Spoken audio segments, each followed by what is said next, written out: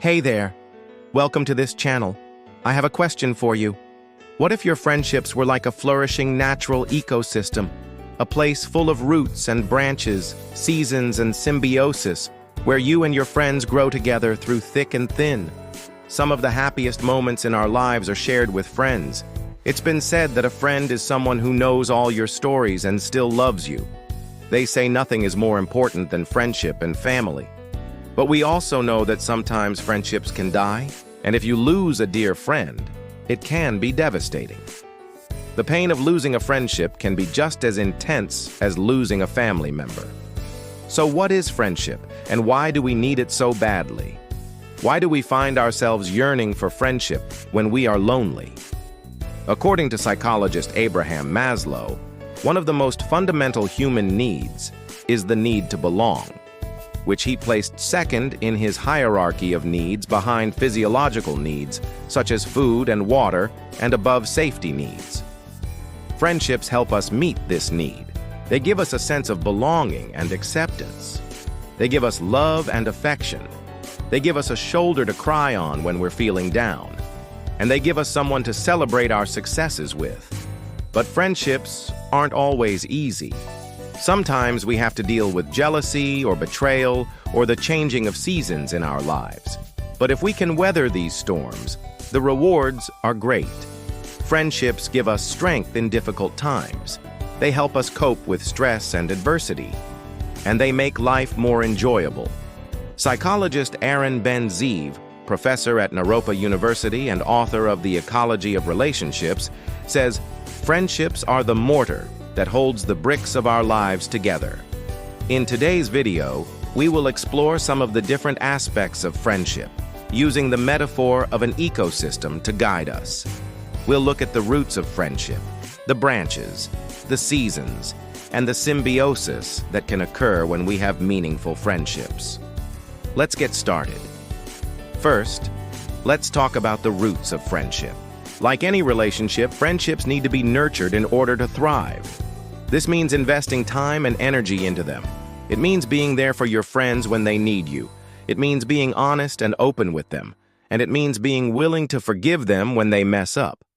Author Paulo Coelho once wrote, "A true friend is someone who stays with you in your struggles, not because he has no struggles of his own, but because your struggles mean more to him than his own." Think about the friendships in your life. Which ones have the deepest roots? Which ones have stood the test of time? What makes them so strong? In a study published in the Personality and Social Psychology Bulletin, researchers found that close friendships are characterized by a deep sense of mutual understanding, empathy, and emotional support. These are all things that need to be nurtured, but they are essential for strong, healthy friendships. As children, we learn the skills we need to form and maintain friendships through our interactions with our parents and other caregivers. If we are shown warmth, affection, and trust, we are more likely to feel comfortable and secure in relationships. If we are neglected or abused, we are more likely to feel anxious or fearful in relationships. Our early experiences shape our beliefs about relationships, and they can have a lasting impact on our ability to form close friendships. As we get older, we continue to develop our friendship skills through our interactions with peers, romantic partners, and co-workers. Each new relationship gives us an opportunity to learn more about ourselves and others. It also gives us a chance to practice the skills we need to maintain close relationships. Now let's move on to the branches of friendship. Just as a tree has branches that extend out in different directions, our friendships can also reach out into different areas of our lives. For example, we may have some friends from work, others from school, and still others from our community or hobbies. Having friends from different areas of our lives can help us gain new perspectives and experiences. It can also help us stay connected to the different roles and responsibilities we have. According to an article published in Psychology Today, having diverse friendships can actually improve our mental health. Here is an excerpt from that article. People who have friends with whom they share common attitudes, values, and backgrounds tend to have more positive emotions, report greater well-being, have fewer negative emotions, and report less loneliness. On the other hand, People who have friends who differ from them on these dimensions tend to have more negative emotions, report lower levels of well-being, have more psychological distress, and report more loneliness. So it might be good for us to keep our friendship branches growing in many different directions. And here is something else that might surprise you. Research shows that having a lot of friends can actually be protective against mental health issues. In a study published in the Journal of Social and Personal Relationships, researchers found that having more friends was associated with lower levels of depression and anxiety. Of course, it is important to remember that quality matters more than quantity when it comes to friendships.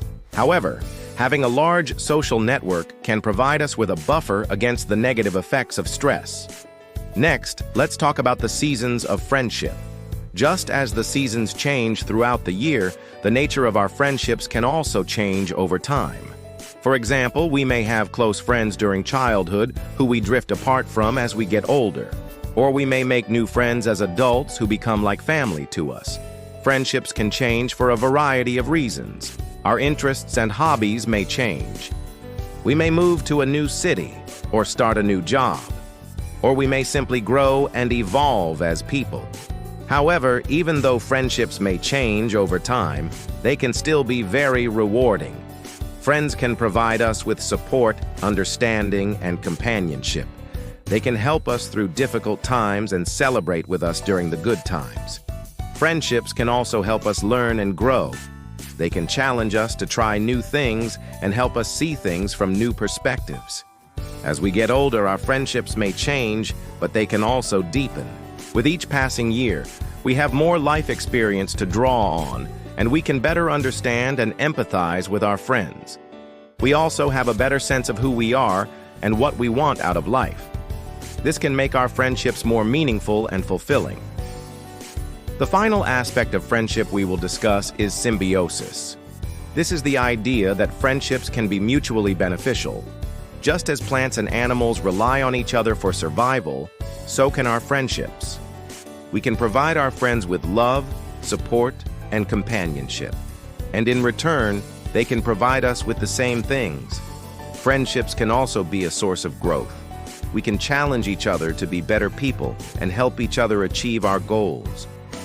Author Henry David Thoreau once wrote, "It is one of the joys of the friendship between men and women that each helps to conceal the defects of the other, which would be apparent if they were seen by anybody else." When we have a symbiotic friendship, both people are able to reach their full potential.